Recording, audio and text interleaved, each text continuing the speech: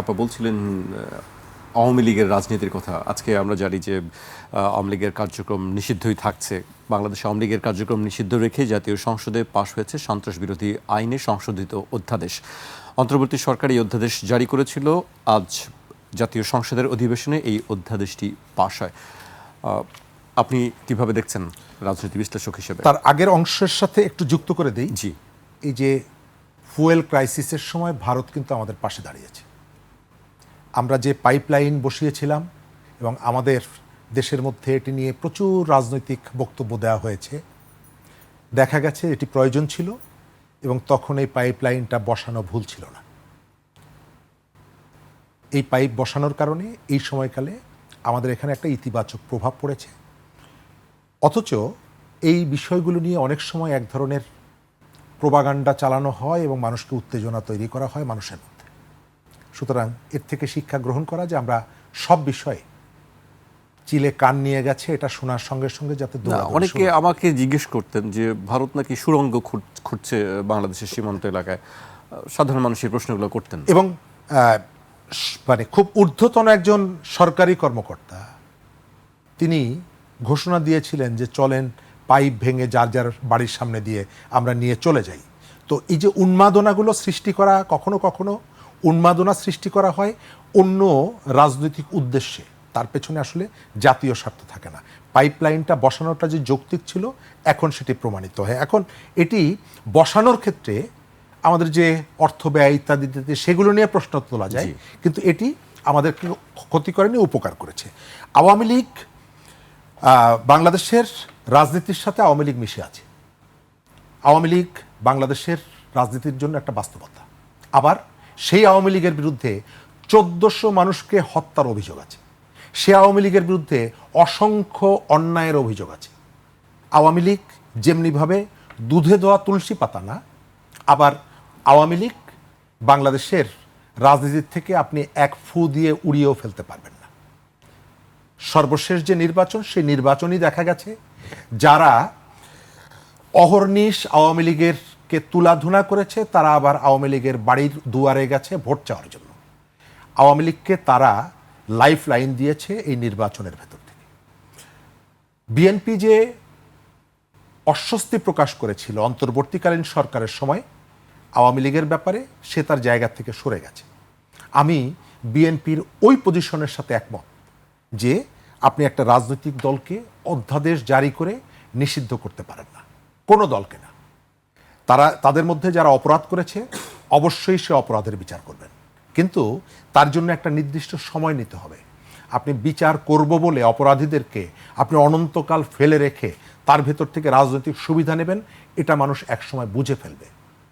আওয়ামী লীগ শক্তিশালী হবে যদি সরকার তার রাষ্ট্র পরিচালনায় সফলতা দেখাতে না পারে।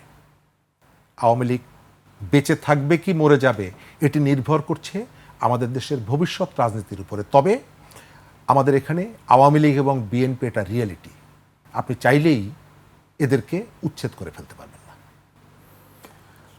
আরেকটি বিষয় আমি একেবারে শেষ করব, কিন্তু আপনার বলছেন আমি সেটি উল্লেখ করতে চাই। আজকে সাবেক অন্তর্বর্তী সরকারের আইন উপদেষ্টা অধ্যাপক ডক্টর আসিফ নজরুলের অবৈধ সম্পদ ও দুর্নীতি অনুসন্ধানে দুর্নীতি দমন কমিশনে অভিযোগ করেছেন এক আইনজীবী। সুপ্রিম কোর্টের এক আইনজীবী অভিযোগ করেছেন দুদক তার অভিযোগটি গ্রহণ করেছে। দুদকে করা অভিযোগে আসিফ নজরুল আইন উপদেষ্টা দায়িত্বকালীন তার পিএস বর্তমান জেলা জজ শামসুদ্দিন মাসুমের দুর্নীতি ও সম্পদেরও অনুসন্ধানের অনুরোধ করা হয়েছে।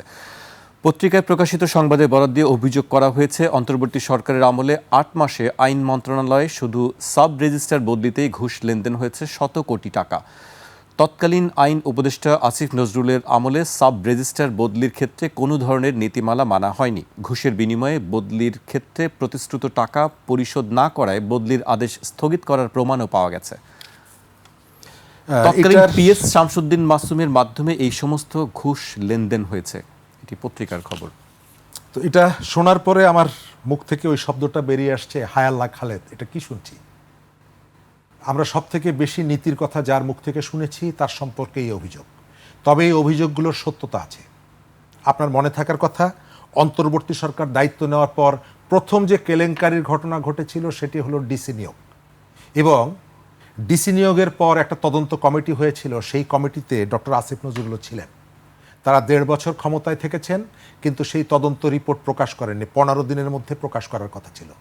25-এর 9 অক্টোবর তদন্ত কমিটি হয়েছিল, তারা রিপোর্টটা প্রকাশ করেননি। সুতরাং এদের সময় যত যাবে তাদের সম্পর্কে এই তথ্যগুলো মানুষের সামনে আসবে, ইতিমধ্যে আসা শুরু হয়েছে।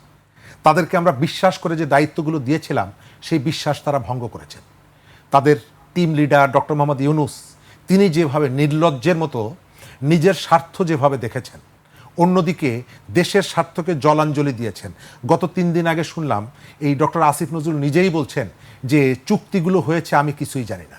অথচ অন্তর্বর্তীকালীন সরকার গণভোটের প্রচারে বলেছিল আপনারা এমন গণভোটে হ্যাঁ ভোট দিয়ে এমন একটা পলিটিক্যাল কালচার আপনারা ডেভেলপ করবেন যেখানে রাজনৈতিক দলগুলো, সরকার এবং বিরোধীরা বসে দেশের সিদ্ধান্ত গ্রহণ করবে। অথচ তিনি তার ক্যাবিনেটের সদস্যদের সাথে বৈঠক করতেন না রাষ্ট্র পরিচালনার ক্ষেত্রে। এটি যেমন বের হলো।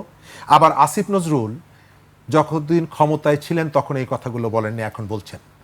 গতকালকে আমাদের প্রধানমন্ত্রীর স্বাস্থ্য বিষয়ক তথ্য বিষয়ক উপদেষ্টা ডাক্তার জাহিদুর রহমান তিনি বলেছেন যে সরকার তদন্ত করবে। আমরা এটাকে ইতিবাচকভাবে দেখি, আমরা তদন্ত চাই। কারণ ইতোমধ্যেই অনেক উপদেষ্টার বিরুদ্ধে আর্থিক অনিয়ম, দুর্নীতির অভিযোগ উঠছে। আমরা যাদেরকে এই দায়িত্বে বসিয়েছিলাম তারা জুলাই অভ্যুত্থানের চেতনার সাথে বিশ্বাসঘাতকতা করেছে, এটাকে সেল করেছে। আমরা অপরাধী যে রঙেরই হোক না কেন, তিনি অন্তর্বর্তীয় দুর্নীতিবাজ হোক, তিনি আওয়ামী লীগের দুর্নীতিবাজ হোক, তারা এই সরকারের দুর্নীতিবাজ হোক, পরিচয়টা হওয়া উচিত দুর্নীতিবাজ, এবং তাকে প্রচলিত আইনে বিচার হবে, আমরা এটি চাই। এরা অনেকগুলো অপরাধ করেছে। হাম নিয়ে যে ঘটনাগুলো আমরা দেখতে পাচ্ছি, 134 জন শিশু হত্যাকাণ্ডের শিকার হয়েছিল জুলাই অভ্যুত্থানে। আর এদের ব্যর্থতা, এদের গাফিলতির কারণে গতকালকে পর্যন্ত 120টা শিশু মারা গেছে। এরা সব গরিবের শিশু। এরা যদি ঢাকায় গুলশান বনানীর বড় লোকের সন্তানদের শিশু হতো, হয়তো এতদিন বাংলাদেশে কারবালার ঘটনা ঘটে যেত। গরিবের সন্তান, সেই কারণে মানুষ এখন পর্যন্ত কিছু বলছে না। তবে যেহেতু তাদের গাফিলতির কারণে এই শিশুদের হত্যাকাণ্ডের শিকার হয়েছে, এদের বিরুদ্ধে এর কারণেও আমি মনে করি যে তদন্ত এবং বিচার হওয়া উচিত।